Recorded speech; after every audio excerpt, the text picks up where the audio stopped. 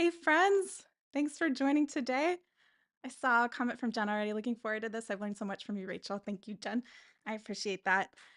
So if you saw the email that I sent out to the Seeds community, I wanted to do this.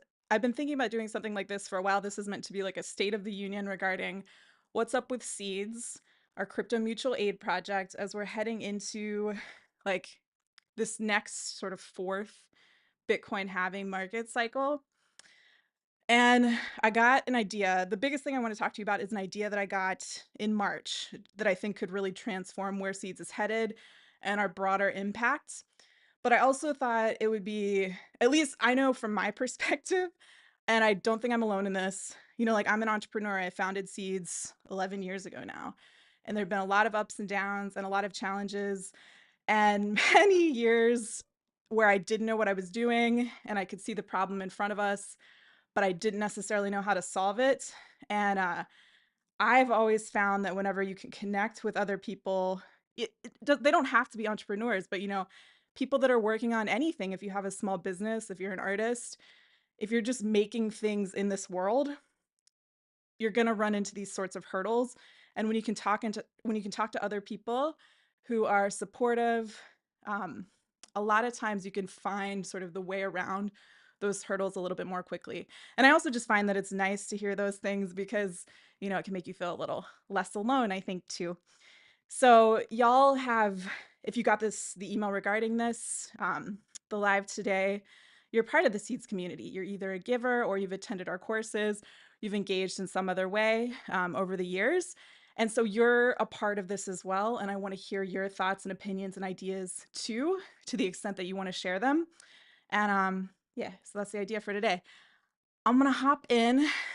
I sent, if you saw the email from 2 days ago, I sent like sort of an overall idea regarding what I think we should talk about.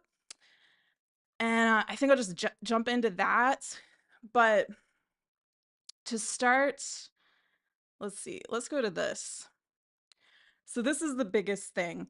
This is the idea that I had in March that I mentioned. It was actually on, I think, like March 20th, whatever the first day of like the Aries cycle was. So, it was like the astrological new year. And that didn't seem like a coincidence because it came in very, very sort of clearly. And the core of the idea is this: we want to give $10 million to social good organizations moving through this cryptocurrency bull cycle. And for those of you who may not know, bull means that the market looks like it's heading up. That's already started to happen again. And we've seen in the past that that sort of catalyst was typically, not typically, it happened every time, but like to greater and lesser extents, a catalyst has been the Bitcoin halving, and the most recent one happened on April 19th or April 20th, depending on where you are in the world. So we're already in this cycle. And then on top of that, we have these other unprecedented events in that there was a Bitcoin ETF, exchange traded fund. So essentially like a Bitcoin stock approved in the US in January. And we already saw that that drove prices up. Like Bitcoin has broken all-time highs 4 times already this year. And all 4 of those were prior to the halving. And that's never happened before, y'all, in the 15 years of Bitcoin's existence. An Ether ETF was approved in the US on, I believe it was May 23rd. So 2 weeks ago. And to be clear, that was just the approval. The launch of those ETFs, I think, is expected to happen sometime in like late June. So we're kind of in this window of time here where we can assume that, like we already saw what Bitcoin did whenever this happened. There are also ETFs and ETF-like products being launched on other exchanges around the world. There's an ETN that, as I understand, was launched in the UK, both a Bitcoin ETN and an Ether ETN at the end of May. And then also ETFs were launched in Hong Kong. So this is all starting to happen. And it's sort of this like quote unquote institutional mainstream endorsement that like finally that world not only sees that cryptocurrency is legitimate, but that it wants to buy in, like put its money where its mouth is kind of thing. And in the past, when we've gone through these bull cycles, Seeds introduced our cryptocurrency in 2017. We've been able to have the most impact and help the most people like during the peaks of those bull cycles. That's problematic in some ways because then it's meant that things were harder when the market was down. And so that's another challenge we have to figure out in terms of messaging and so forth. But what I'm trying to say is that this is an important time. And I think that this idea that I got could really make an enormous difference for social good organizations, for seeds as well. But like this whole thing is about like uplifting people to get us out of the trap that is extractive zero sum late stage capitalism. And I think this is a way to do it. So I want to share that with you in more detail. Mayam's here. I'm happy to be attending live from South Sudan. It's so nice to see you. I was just thinking about you the other day, Mayam. I hope everything is going well. Y'all may have heard me say this before if you've been on a live that Mayam joined, but he's like, I feel so fortunate that we connected with him, and I hope we can connect with more people like him in other places because he received a gift from Seeds in 2016. He started a hygiene stall in Juba, his capital city in South Sudan. He's made that into a sustaining business for years, and then he taught people in his local community how to use Seeds. And so we've been able to send gifts to multiple people in his community, and it's really fucking cool. Sorry for swearing. Yeah, I'm so happy you're here. It's so nice to see you. All right, so let's break this down. I'm gonna put, this is now live on our website, seedsgives.com, if you wanna like look at this in more depth. Here is the link. The idea in a nutshell is this. Okay, back in March, so I'm in Portland, Oregon right now for like the winter. And even though it's almost summer now, I've been hanging out. I've had health issues. I'm trying to like get better and then I'll go somewhere else, I think. Anyway, so I started getting engaged with like the local startup tech scene, whatever, and the social entrepreneurship scene. And I ended up being invited to this event on March 20th or so. And I was hanging out. It was like I think it was an International Women's Day event, and most of the people there were women working in tech and entrepreneurship and social good. And as always happens, you know, a perpetual theme was that everybody was talking about how they didn't have enough money, they needed more funding and whatever. And that was about a month before the Bitcoin halving, right? Which was April 19th, April 20th. And so I started thinking like, yo, like I know as a former pro stock trader and like somebody who started buying Bitcoin in 2013, I know that Bitcoin halvings have been catalysts for big market movements and that typically we've seen the market hit all-time highs 12 to 18 months after Bitcoin halving. Although as mentioned, early this year was an exception because of the Bitcoin ETF's introduction when we were seeing all-time highs even before the halving. So I thought like, okay, how can I figure out how to get these social good organizations that need more options for funding to engage with cryptocurrency now? Because if they do it now and then they're holding it through this bull run, like y'all for real. I mean, some of y'all saw last bull run, so beginning in 2020, seeds themselves went up. I don't even remember what it was off the top of my head. It was like more than 100x. It was a huge amount, but the project was still so little known, also as a function of the problems we're trying to solve, like lack of funding for female founders, all those sorts of problems. And so some people really benefited from that, but a lot of people just, even now, still don't know what Seeds is. So my thinking was like, okay, how could we incentivize getting social good organizations to be a part of this? Hopefully now cryptocurrency is becoming more like better known, well enough known that it's not so scary to people anymore. And if we get them involved earlier, then they could really reap the benefits of this cryptocurrency bull run that we seems very likely to happen, seems to already be happening. And then like the other thing is if y'all know me at all, I mean, the first TikTok I ever made that got seen, and TikTok was the big driver of like what grew the Seeds community in the last market cycle. The first TikTok I ever made that got seen was me being like, hey, everybody, like, look, it looks like Bitcoin is going to break all-time highs soon. This was in 2020 again. And I cannot handle it if it's more crypto bros who are the only ones getting rich off of this when there's so many good people, kind people doing good work to try and make this world a better place who are struggling for funding, right? So that's what we're trying to solve. Jen says that's wonderful. Oh, thank you. That's really sweet. So that's the idea. On top of that, seeds, as many of y'all also know, I mean, I talk about it. I almost worry that this is my own internalized misogyny, that my speaking up about it is like people are tired of hearing about it. But there is like so little funding for female, especially solo female founded tech organizations. Y'all, I've gone broke so many times keeping seeds going over the years. I have had to figure out resourceful means that other organizations haven't had to figure out because there isn't funding for women, frankly. And also beyond that, like I think venture capital as an institution just needs to die. It doesn't work very well. There are maybe like 50 good VC in the world. That's a separate conversation, but that's what fuels tech. And I think that's a big part of the reason big tech is so problematic in so many cases, because they have to work along, they have to align themselves with the incentives of their venture capitalists.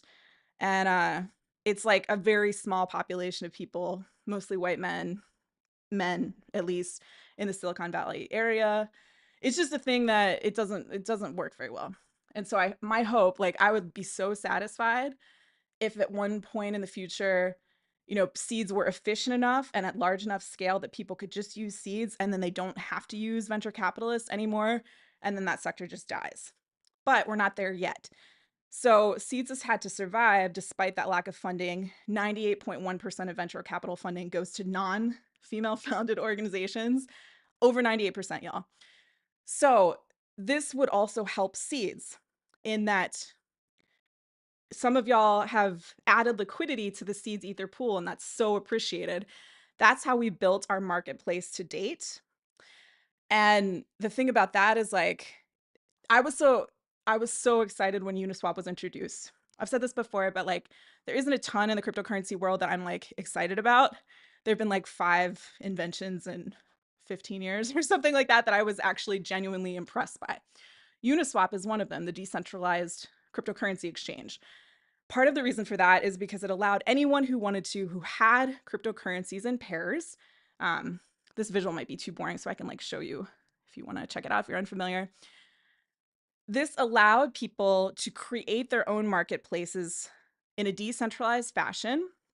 So anyone could do it. We didn't have to go through these centralized intermediaries that, where like people like the Winklevi or whatever, like who are literal billionaires now. We could do it ourselves. So that was really helpful for seeds because in our our attempts to engage, like the cryptocurrency community has been very hostile to me and to seeds. It's just a fucking misogynistic pit hole, y'all. But the thing is, the technology, as we know, can be used through tools like seeds to actually do things that help people out. And that's the focus. It's a technology, the culture and the energy surrounding that. I trust that in time that's going to clear out. So Uniswap was such an exciting invention because it meant that I didn't have to go to the assholes at fucking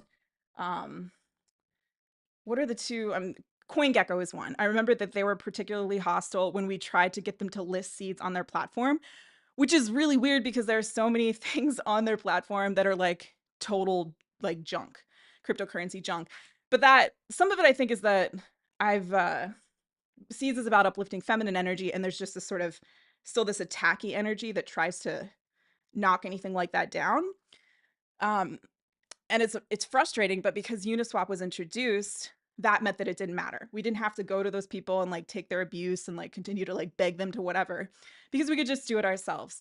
So our community over the years, since Uniswap was introduced in November of 2018, so like since 2019, I believe, we started creating this pool for seeds on their platform.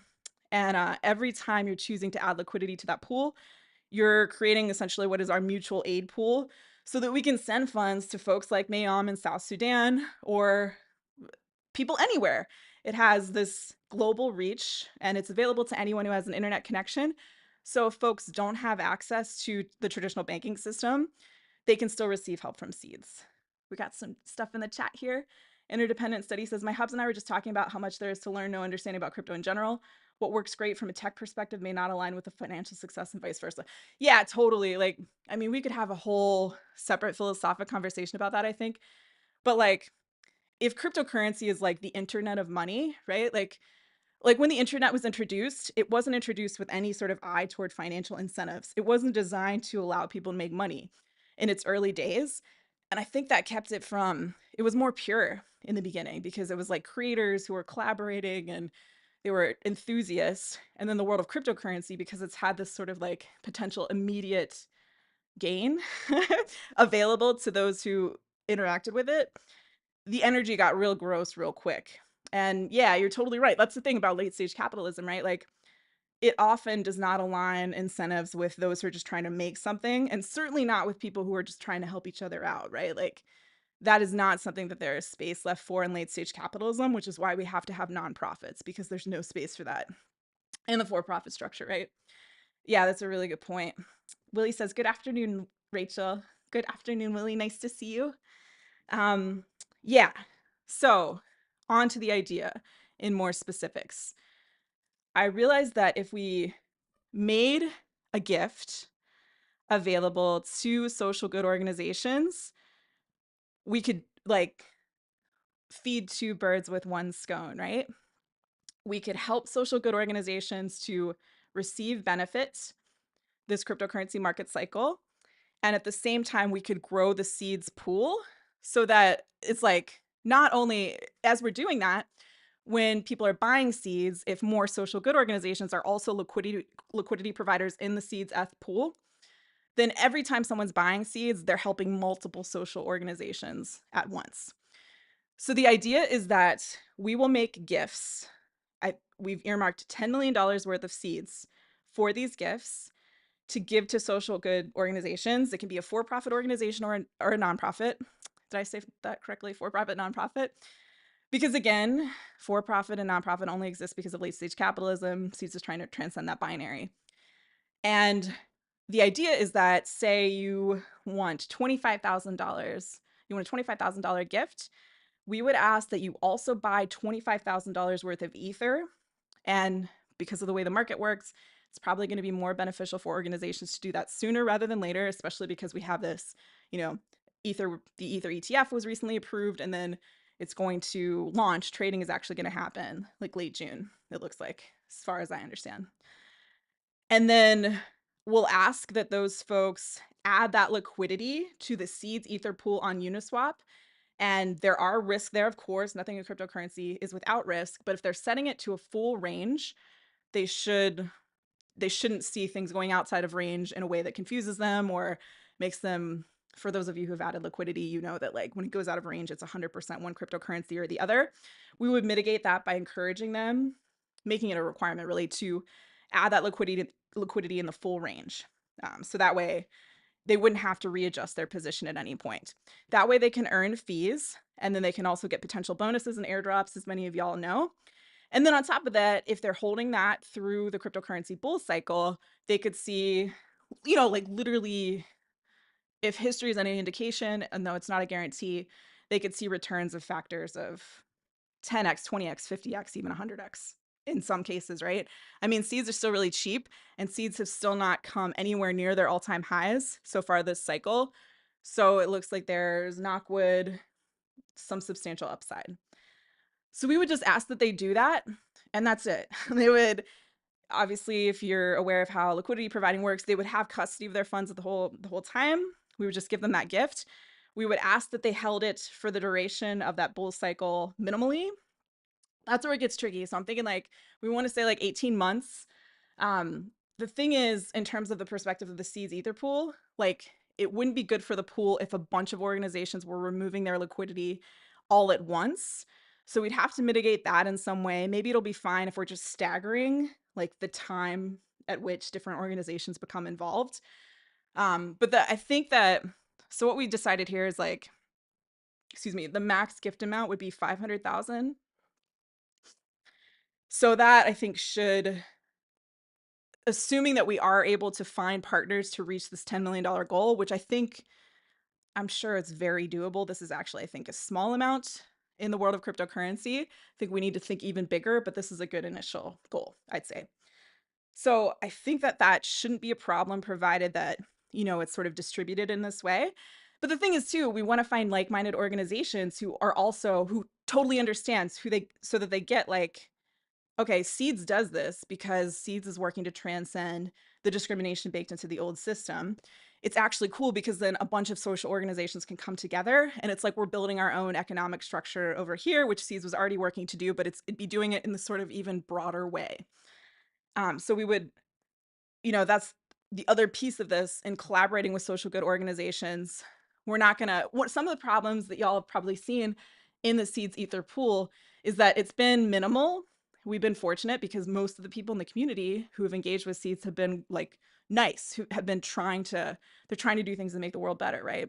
That's why they were connected with SEEDS. But we have, every cycle, we've had a couple bad actors, which is not surprising considering the world of cryptocurrency as a whole.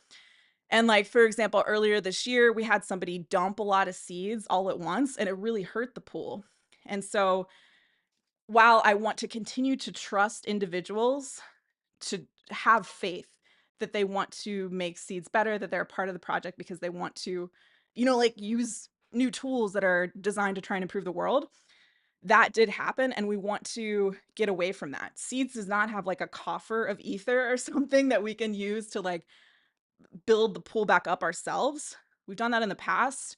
I've even gone into personal debt in the past to try and build that up whenever it seemed appropriate.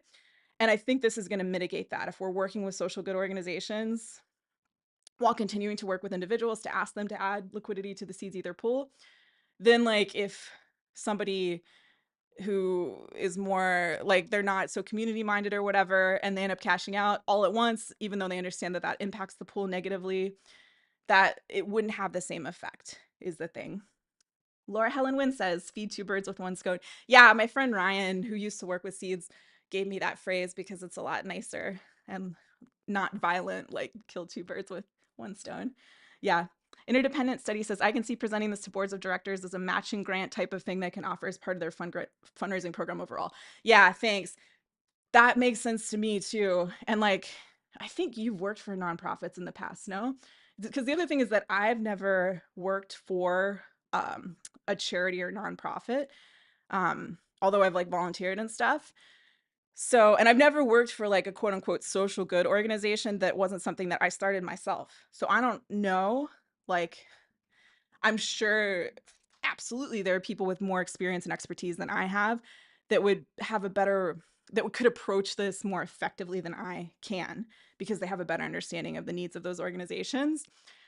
But I know entrepreneurs, and I know female entrepreneurs and entrepreneurs of color, and the problems that folks have faced trying to get funding from that perspective too. So yeah, so just to share y'all, so once I got this idea, like I said, in March, I thought like, oh, it'd be really cool to do this in Portland where I'm staying right now. I could do it locally. Then we would have like, I could hang out in person with some of these folks. We could kind of really see how sort of like a quote unquote pilot worked on a local level. People in Portland are really nice, etc.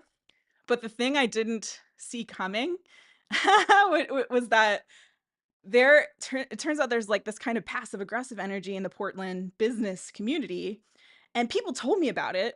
The first like founder meetup that I went to when I got here, tech meetup, one of the guys that ran that event said that to me. And I was like, really? Like, I didn't believe him. And then once I started actually trying to create an initiative that collaborated with local Portland organizations, I was just like, oh, it's not going to work here. So that's the thing. So like I started trying this. I started trying to talk to different social good organizations to see there are certain problems. Interdependent Study says in the chat, yes, but it was the arts, so even less money to provide. They're part of the liquidity. Yeah, thanks. That's another really good point. This is obviously only going to work for social good organizations that have 25 grand or whatever more that they have like in an endowment or something, or like one organization I talked to said they had 25 grand in a money market account or whatever. So it's only going to be organizations like that, but then that still works and aligns with what SEEDS is working to do, in that if folks, can't put that up, whatever, they need more money, they can redeem a seed to ask for help. They can do that. So it's sort of two-pronged. It can help organizations at different levels. So I think that's okay. Although I'm always like, the problem of it taking money to make money, is a big part of what SEEDS is trying to transcend. But we're still in this reality where like that continues to be a case to a great extent, as frustrating as it can be. So anyway, I found that people are super interested about the initial conversation. They're going to be more interested for sure as cryptocurrency is more in the news. They were freaked out by all the fraud and FTX, whatever, like last year, which was so annoying. I just felt like it was just yet another example of just like bad behavior by these dudes impacting everybody else, and Seeds was impacted by that too. So that's a thing. The other thing I'm finding is that it seems to be there's a certain type of founder, like I think I'm like this, that has a certain level of like it's not going to be somebody who's like risk averse, who's coming from like a 25 years in a corporate background, who's taking over a social good organization. That type of person is probably not going to be the early user of a program like this. So then it becomes this trick of like, how do we connect with the right people? Because it's very simple for them to do once they understand how to do it. You know, like for those of you that have added liquidity, when you have the liquidity, you can add it in like less than 3 minutes or something. And then there'd be other considerations like we had a problem recently where a couple larger liquidity providers got phished. So that meant that they connected their wallet to like a fake website that they didn't realize was fake, and their wallet was drained. And then that hurt the seeds pool as well because the thieves stole the seeds and also stole the ether and then sold the seeds. So that really impacted the pool. So like encouraging these folks or making this a requirement as well, so that they're using a multi-sig wallet should eliminate that concern, I think. Yeah, so that's the way I'm thinking about this. Um, I think it could change everything, y'all. Like, what if at scale, every social good organization out there is using the seeds pool, and people broadly know that like, yeah, cryptocurrency can be shitty. There's some shitty energy in that space, but seeds is a different thing. I know that when I buy seeds, it's actually helping thousands of social good organizations simultaneously, and I'm a part of that. Like, imagine how that could be. It would be decentralized. It would just, I think it could really, I'm like getting a chill as I'm describing this. I think it could make a huge difference for a lot of people and be transformative in a systemic sense as well, in a much broader way. So we have to do it, and trying to do it as soon as possible is key. But then we also have the challenge of the market, right? Like once the market, that's the thing, like that, I find this with our courses too. It's way easier to find a bunch of people who are interested in taking our course when the market is way up. And that's a bummer because they're going to miss out on the big movement that they could have taken advantage of if they got involved in the course earlier on, you know? And I just accept that that's the reality of things. Most people aren't traders. Most people don't necessarily understand how that works. There's been a ton of bad mainstream press about cryptocurrency. It's just part of the thing, I think. But that is a challenge now as well. Um, so I'm trying to figure out how to work my way around that. Oh, I should share. I did find a consulting firm called Bridgespan. They're actually the firm apparently that like Mackenzie Scott was consulting with when she was giving away, I think she gave away like $8 billion already of her Amazon money. So I've reached out to them, and I think they could help, but also they seem like they're like big philanthropy, sort of like something about it seems centralized and not ideal.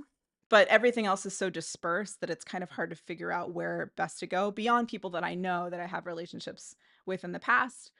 Um, so yeah, we'll see. And they haven't responded yet either. That's the thing. Like, I think that even quote unquote sophisticated organizations like that are going to be skeptical if they hear the word cryptocurrency. So we have to get around that as well.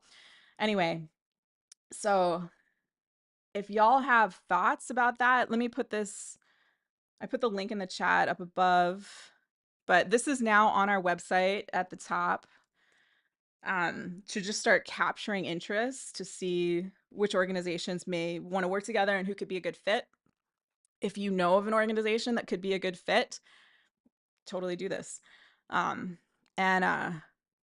we're going to start working on this. This is the biggest priority heading into like the next year and a half, really, into late 2025, which might be around the time that we start seeing, you know, like all-time highs for this cycle. So there's that. That's what I'm most excited about. And yeah, like I said, I really think it could. I think that just to share this for like people that are entrepreneurs or working on your own initiatives in any way. For me with Seeds, it's been a very iterative process. The initial idea for Seeds was very different from the way Seeds works today. And it just sort of evolved over time, and we had to iterate slightly and adjust depending on what was working and what people were connecting with and so forth. And this feels to me like a big chunk of one of, hopefully, I think it would be one of the last elements of the designs of the Seeds ecosystem before it like can really be huge. Like, no joke, that's how I feel. Maybe that sounds crazy, but like you got to believe it yourself before the rest of the world believes it, right? Jen says, I think trusting your gut is so important as you build this. We're in this for the long haul. Thanks, Jen. Yeah, I totally. And like trusting my gut is what has worked along the way. It's when I didn't do that that it was always things always went awry. And so yeah, getting better with that over time myself. All right. So smaller things to think about.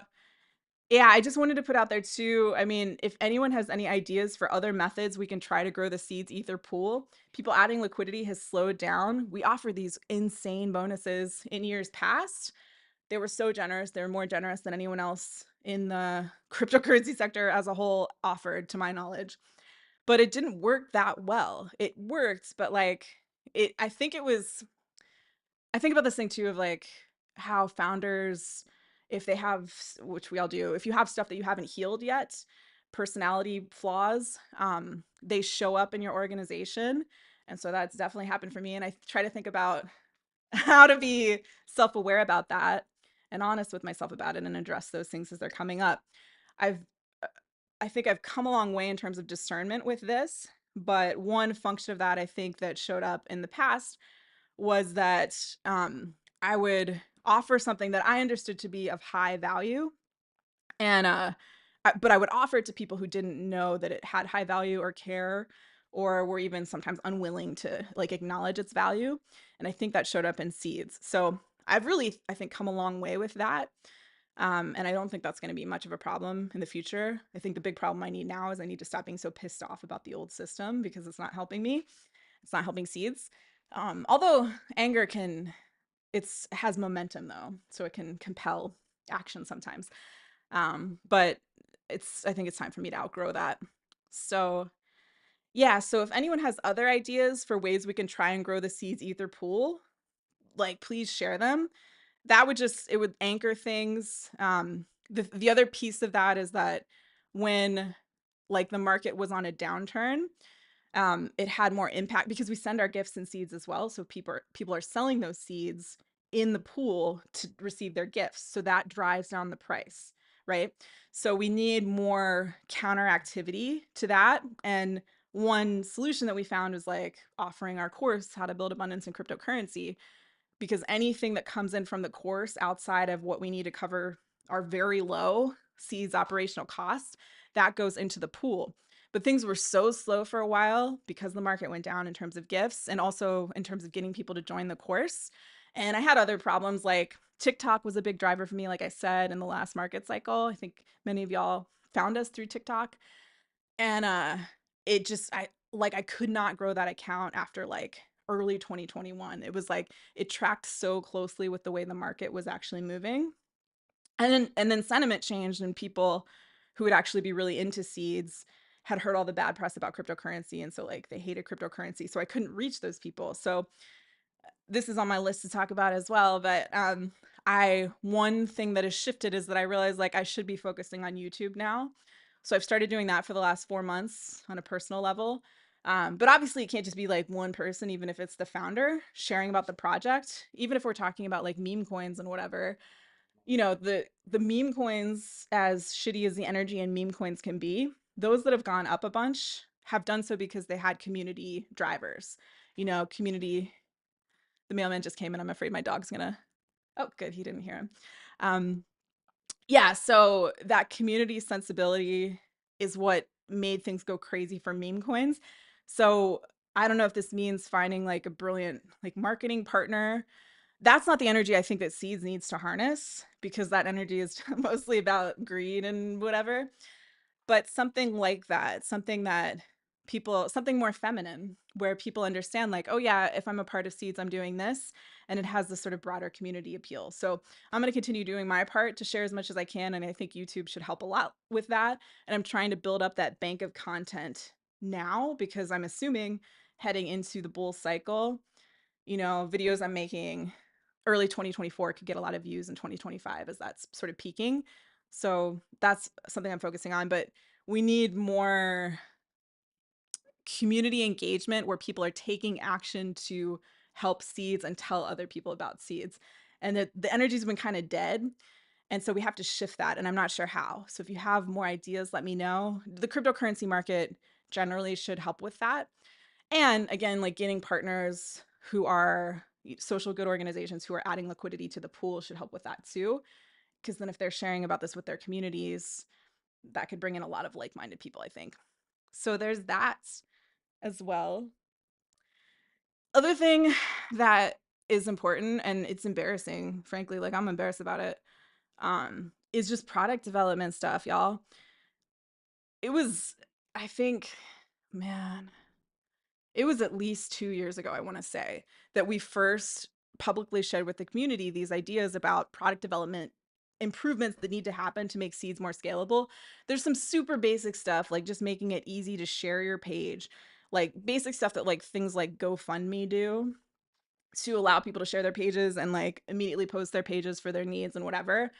We still don't have that in place. And I've had so much trouble, y'all. I mean, Seeds has had, I think, 33 employees in total over the years. And when we were at our largest, I realized how little correlation there actually is between having a bigger team and being like a better organization. And the organization that I was most impressed with, and the collaborator that I was most impressed with, like for a while, we worked with this guy who was early at WhatsApp, early being like he was the second engineer and then they fired the first engineer.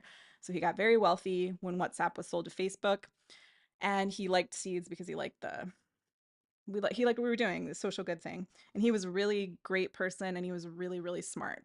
And that became my new standard for collaborators.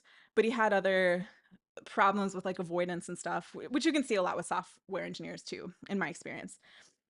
What I'm trying to say is that it smaller teams I found are more effective if they're really awesome people, really talented, really smart people. And so we have to be really intentional about that. I've made every hiring mistake it's possible to make.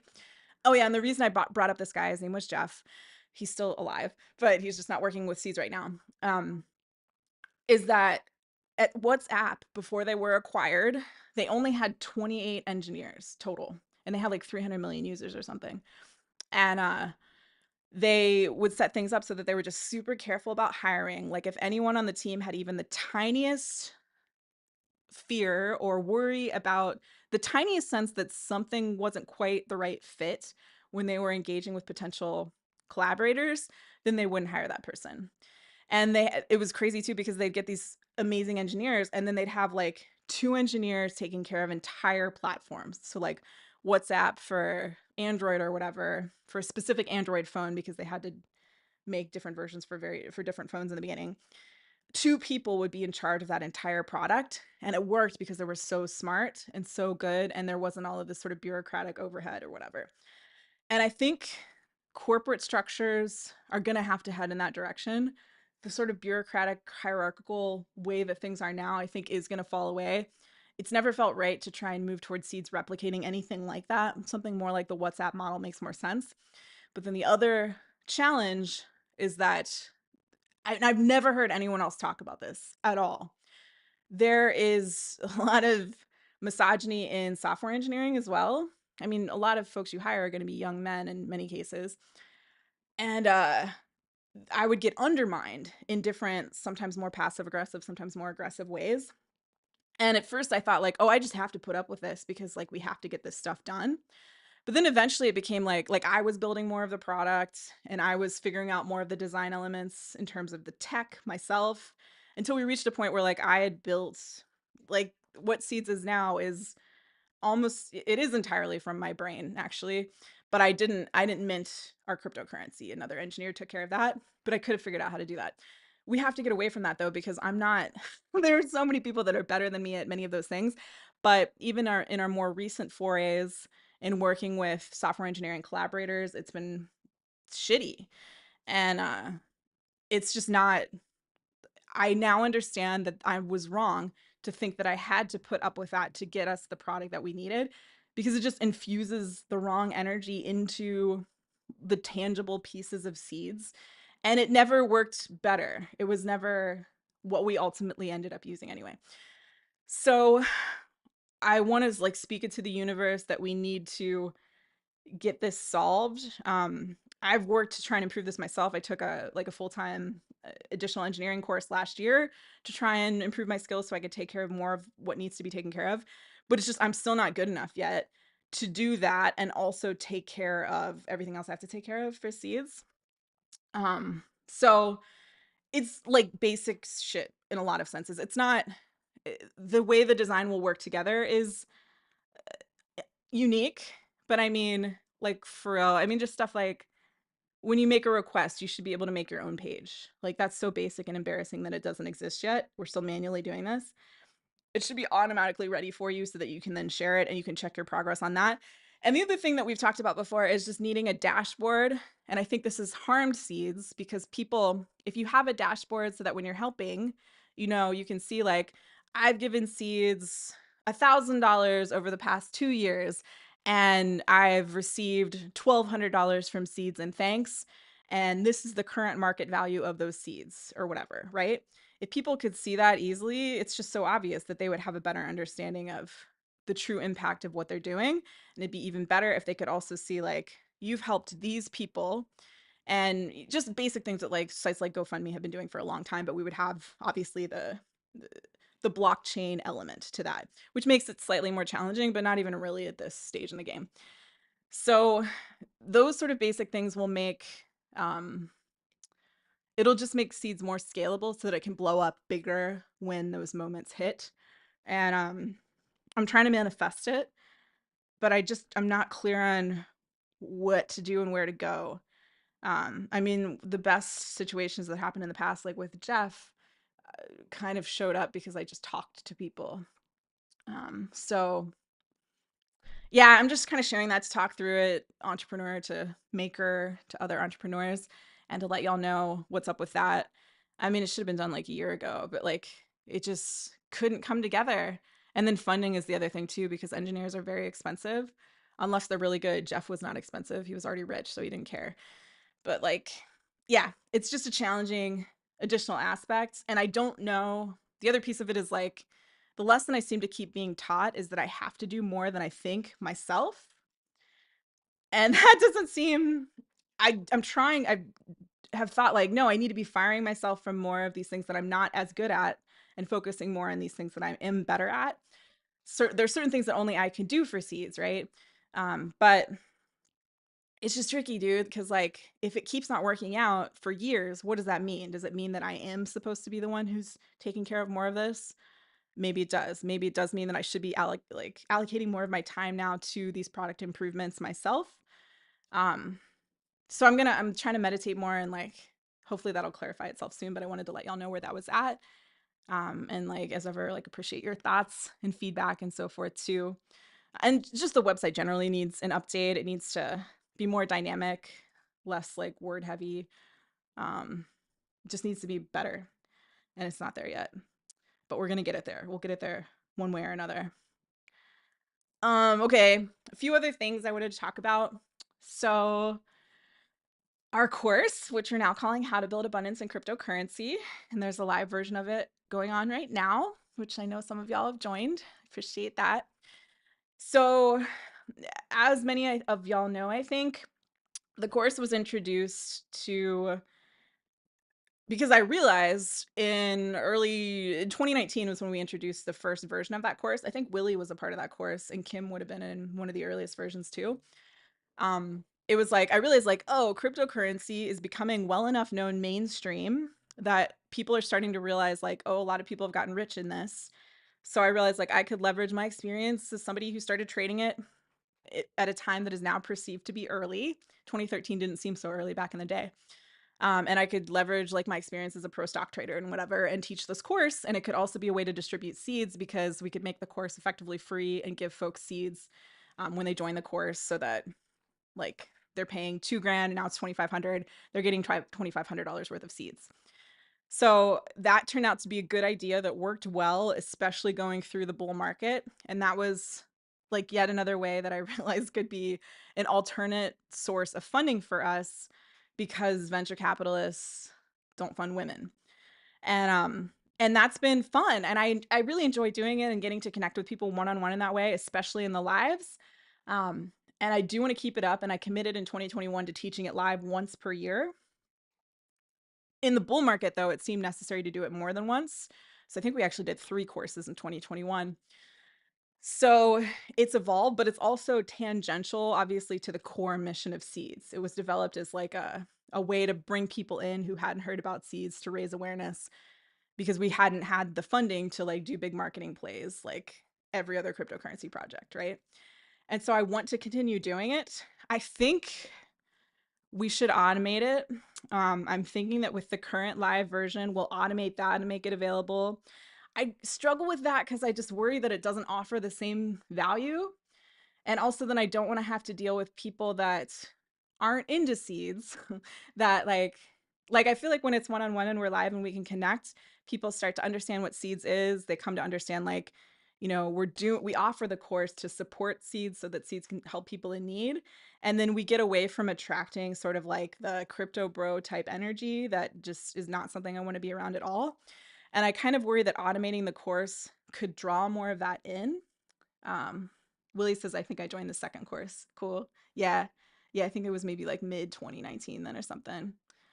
Um, yeah. So let me know what y'all think. I mean, I can get around that resistance. This is the thing I think so many women do too. When I think about like, well, the course could help more people if it's automated, it could reach more people. And it could help seeds more too, because we'd be bringing in an additional funding source. So it seems like I should make sure that we automate it. We could do other things, like I could offer a live session during that or something like that. But yeah, I think that's what we'll do. I don't like those platforms that allow you to automate it typically though, or like Kajabi is probably the best, but I don't, something about it doesn't feel quite right. And so that's why I've hesitated, I guess. Um, so that's the plan. If anyone has thoughts about that, let me know.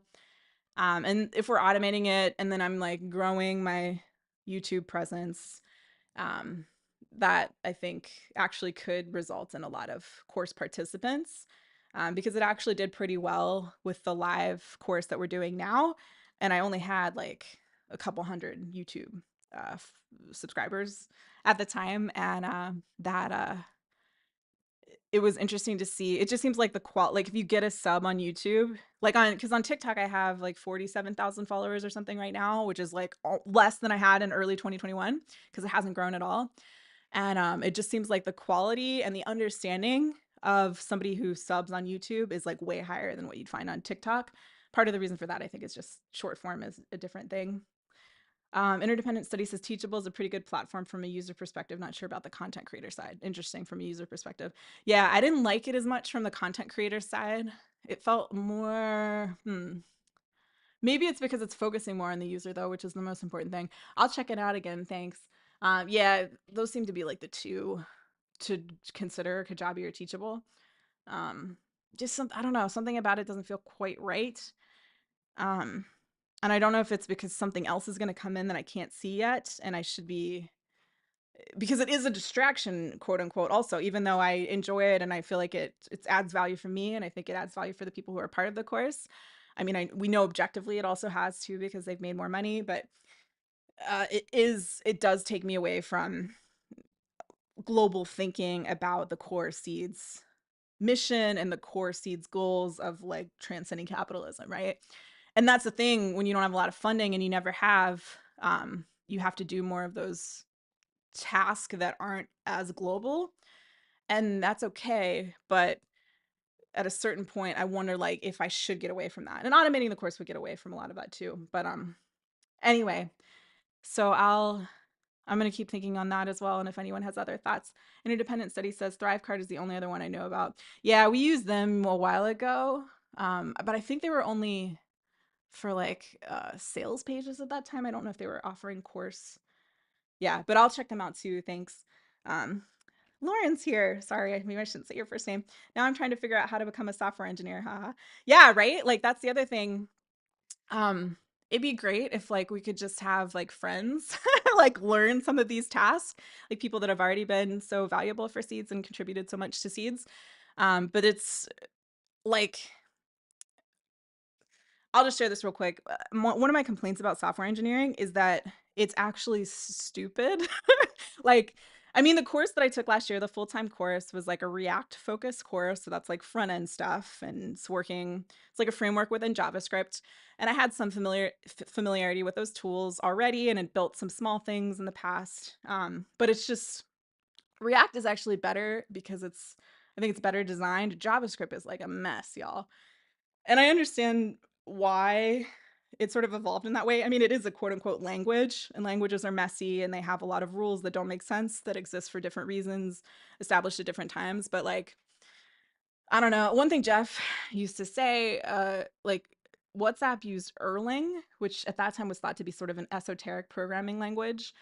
And it was perfect for their needs. And it was attractive to smart developers because it wasn't a commonly used language at that time. And it just seemed to be so much better designed, certainly than JavaScript. And so yeah, what I'm trying to say is like, not to get too trippy or sound egotistical or something, but like I had this thought come in years ago when I was meditating. It was about the future of the foundations of technology, because I've shared versions of this before, so maybe some of you have heard it, but like we're still existing in this binary. Like the foundations of every tech tool we're using is this binary 1 and 0 thing, right? And as I understand, that dates back to Leibniz, the mathematician who lived, I think, in 1660s, something like that. And he invented binary mathematics because he was trying to figure out a way to solve um, he wanted to express written logic problems numerically, and he didn't know how to do that. And he was reading the I Ching, and the idea of yin and yang, masculine and feminine energies, gave him the idea to use ones and zeros to express these written logic problems numerically. And I think that was a mistake because yin and yang aren't all and nothing. It's not 1 and 0. I think he expressed that in the wrong way.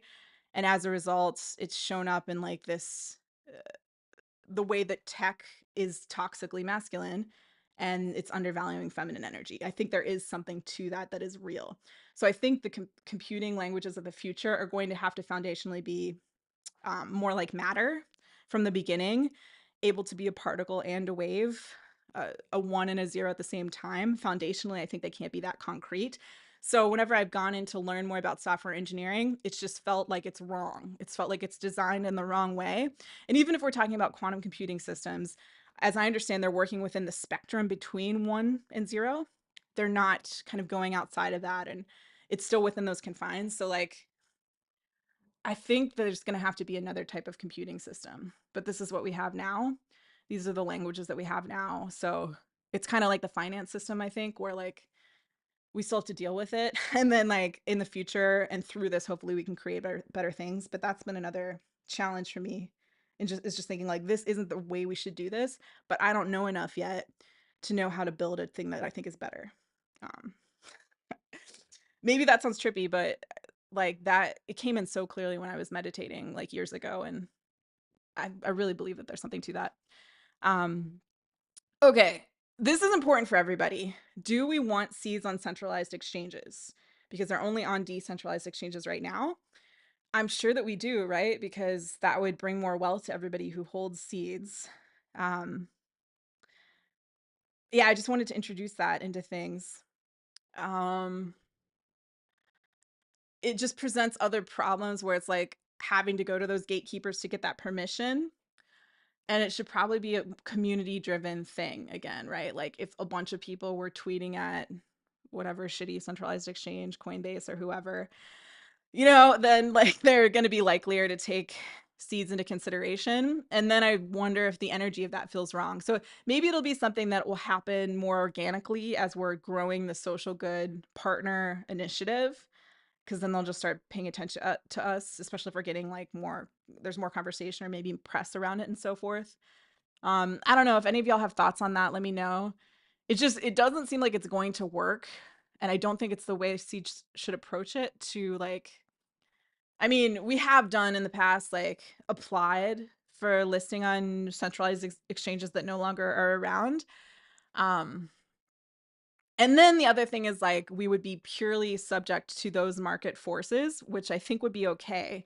But it's a different sort of thing than it is on decentralized platforms, because like then it would be purely people who are interested in making profits in a lot of cases.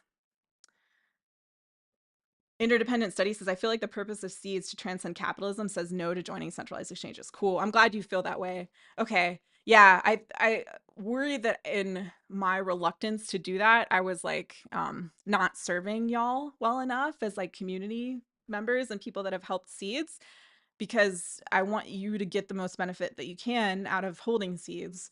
But yeah, I kind of feel that way too.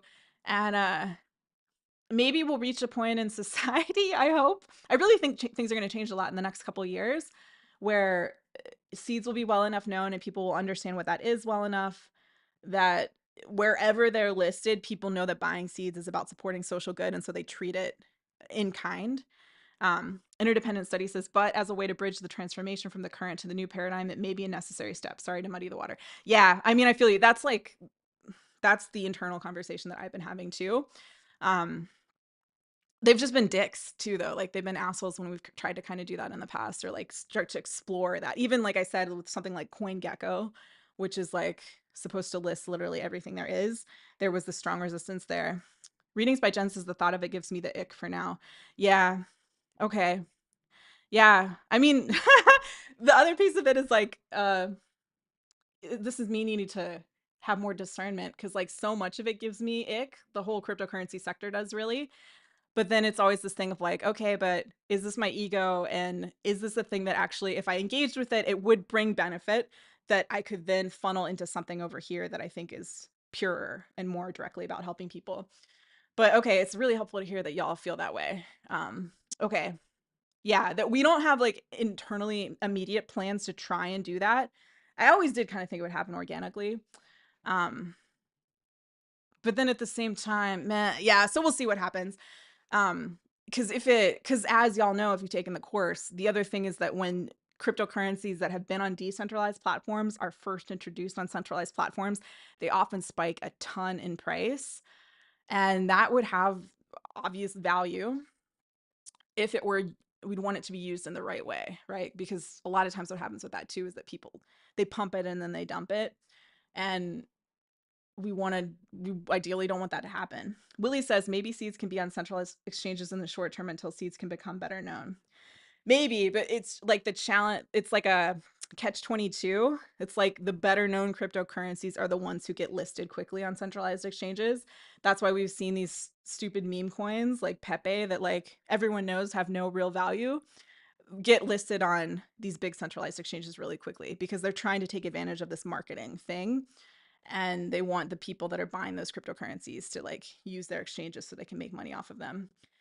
So it's like, it's a bit of a thing. Even with Uniswap, y'all, in their Discord one time, so this was years ago now, we were in the Uniswap Discord asking like if it was me that did this, ask about just literally getting the Seeds logo to show up on Uniswap, because it's still not even there. It just says the word Seeds, which confuses people because they think it means Seeds is less legit.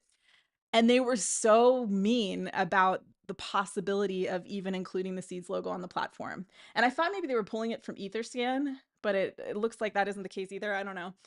Um, they were like, you only have this many transactions, blah, blah. And like, but they were dicks about it. You could say that in a nice way. So just, we've been met with so much toxic response every time we've tried to tiptoe in that direction. And I wonder if it just means like, don't even do it.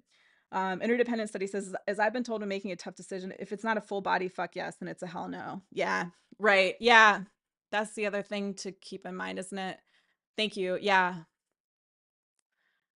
yeah. Okay. Cool. Cool, cool, cool. Okay. I'm just thinking internally again about like how it's the like when all of it kind of feels not great, then how do we is the fuck yes even available? And yeah, I guess like the fuck yes for me is this social good $10 million initiative idea. Like I'm so stoked about it. I just fucking know it can help a lot of people and it will work. I'm so confident it will work in a very big way. Yeah, so that's the thing. And so then that's the thing to prioritize in terms of energy too. Yeah, thank you. That helps. Thank you. Okay. Yeah, and then just generally raising awareness. We already kind of talked about this. Like, so like I said, on a personal level, I'm not really using TikTok now. And I go back and forth too, like wondering if it's my quote unquote ego or whatever. But I've been so it's so gross there now, man. I don't know if y'all hang out there much. I mean, those of you that found me there and found seeds there probably are still on the platform. But since they started doing TikTok shop, it's like it bums me out so much. Oh man. And like it's just and I don't like with something like YouTube at least. I mean, YouTube's one of the oldest social media platforms now. It's at least gotten better, I would say, in quality over time. Um, it seems like every other social media platform has declined in certain ways. So I'm like, even though that whole model is problematic, I think, because it's distributed, but there is centralized control. I kind of feel like YouTube is going to be the best place to live for a longer period of time and try and share through over a longer period of time. And that's why we've shifted to that focus. Um, yeah, but it's takes some time. Um, but yeah, like I say here too, the bull market should definitely help. So that's the thing. Even like, yeah, like that BitBoy, if you remember that dude, another one of those crypto bro types who no longer is around because he's like in trouble for fraud and stuff. I mean, he blew up on YouTube the last cycle and he wasn't doing anything that great. And I think I can't think of anyone else on, I mean, TikTok's a huge platform, but it seemed like I was one of the first people to talk about cryptocurrency on TikTok in 2020. But then it just became like, because it's short form, it became a thing where it was like people thought I just talked about cryptocurrency.